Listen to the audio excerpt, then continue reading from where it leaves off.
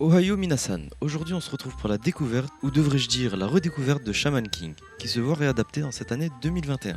On est vraiment très heureux de redécouvrir ce classique car étant très jeune à la sortie de la première adaptation, on n'a jamais vraiment eu l'occasion de suivre cette histoire. Et on trouve ça vraiment super d'avoir cette occasion de pouvoir suivre l'histoire avec une adaptation remise au goût du jour. Dans cette vidéo, il n'y aura pas de spoil afin que vous puissiez découvrir par vous-même. En tout cas, avant de commencer, je vous invite à nous lâcher un petit like et à vous abonner si nos vidéos vous plaisent. N'oubliez pas la cloche, comme ça vous ratez aucune de nos vidéos. Commençons par introduire le manga de Shaman King. Shaman King est donc un manga qui est prépublié premièrement en 1998 ou 98 comme on dit en France. Et c'est quoi 90? C'est le 9 et le 8. Alors c'est gagnant. Dans le Weekly Shonen Jump, magazine de la Shueisha que vous connaissez probablement. Le shonen de Hiroyuki Takei est compilé en 32 tomes et la version française est publiée par la maison d'édition Kana. Le manga est donc un shonen de type action, drame et comédie et tourne autour des thèmes de la mort, des combats et du psychisme. La première adaptation animée est diffusée en 2001 sur TV Tokyo, regroupée en 64 épisodes. Cette adaptation sera réalisée par le studio Xebec. Plusieurs préquels sortent dans les environs des années 2010, mais l'info la plus marquante est le rachat des droits de la série Shaman King par Kodansha en 2007, qui profite pour proposer une nouvelle édition du manga et de ses fameux préquels. La nouvelle adaptation a débuté le 1er avril 2021 et est produite par Bridge Inc. Studio qui s'est déjà occupé de Fairy Tail, Yu-Gi-Oh! Sevens ou encore Senseiya Soul of Gold. En somme, des animés qui ont eu droit à une adaptation de qualité et sans réelle déception à ce niveau.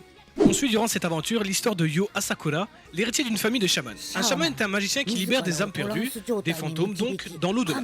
Yo s'est dirigé à Tokyo pour participer au Shaman Fight, une compétition permettant de désigner le Shaman King. Pour ce faire, Yo va devoir gagner en puissance et se lier d'amitié avec des esprits pour pouvoir devenir un Shaman King et cela couler douce comme il en rêve. Alors moi j'ai un rapport assez particulier avec ce manga parce que j'ai découvert la vieille adaptation animée au Maroc en vacances et donc en vost arabe. Nani? Je sais pas si ça se dit, mais on va faire avec. Et tout rebeu qui se respecte sait à quel point c'est complètement débile les voix attribuées dans les animés. Il est vraiment pas rare de se retrouver avec des personnages vraiment musclés, badass, tout ce que vous voulez, avec une voix d'enfant de 12 ans. C'est limite une expérience, j'ai envie de dire. فيجيتا أبي حسنا سأخبر لكن دعنا ننتظر كيان أولا.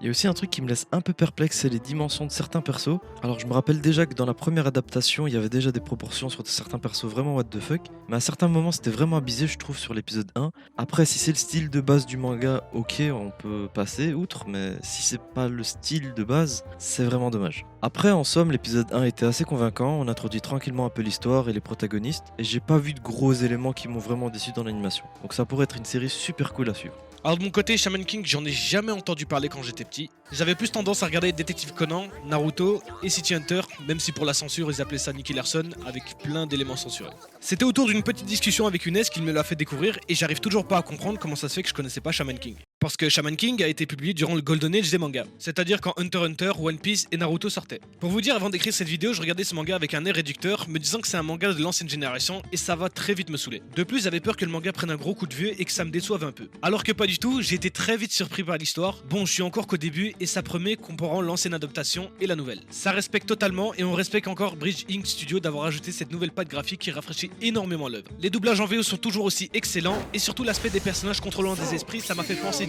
directement à Jojo. Ce qui est pas vraiment étonnant car beaucoup d'animés de l'époque étaient très inspirés par l'œuvre d'Araki. Pour conclure, on peut dire que Shaman King est un très bon animé à découvrir ou à redécouvrir. C'est le genre d'anime qu'on peut se taper au salon en famille ou faire rentrer son petit frère dans le monde des animés avec. C'est un shonen assez classique en somme, mais le petit épisode par semaine fait toujours plaisir. Comme un peu à l'ancienne avec Naruto ou Dragon Ball Z Kai ou autre épisode où on attendait ce fameux jour où l'épisode sortait en revenant de l'école. Comme d'hab, dites-nous en commentaire si cette vidéo vous a plu et si toi aussi t'as connu Shaman King quand t'étais petit. Nous on se retrouve bientôt pour une prochaine vidéo, portez-vous bien et à la prochaine. Johnny